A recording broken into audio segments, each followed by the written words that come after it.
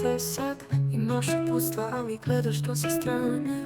Biljka voli svetlost, ali ne direktno. Ne dozvoli da se opekotine, da se stvori.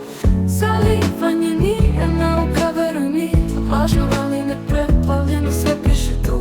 Kad je korisla suvi, tad je pravo vreme. Voda ne sme stajati da ne bi truljen stigao.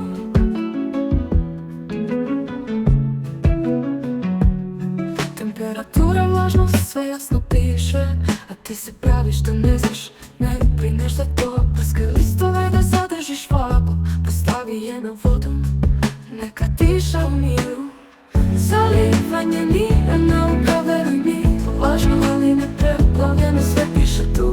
Kad je kormisla suvi, tad je pravo vrijeme. Voda ne sme stajati da ne bi truljenje stiglo. Ljubi kad leto dođe, svake 2-3 nedelje. To nije teško, zar ne? Zimi snoj, jer ona spava, a ti se čudiš kad ništa ne raste i sve sade.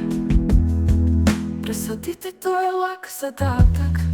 Nema tajni u toj igri sa zemljom. Ali ti to ne vidiš ni ne pitaš. Biljka raste samo u tvojoj mašti. Orezivanje to nije kazna, to je pomoć. Stari listovi odlaze, novi rast dolazi. Ali ti misliš da znaš bolje, pa pitamo se zašto biljka ne raste. Zar je to toliko teško, toliko ti je stalo? Prati uputstva, jer ništa ne raste kad se ignoriše. A onda se pitaš zašto ništa ne uspeva.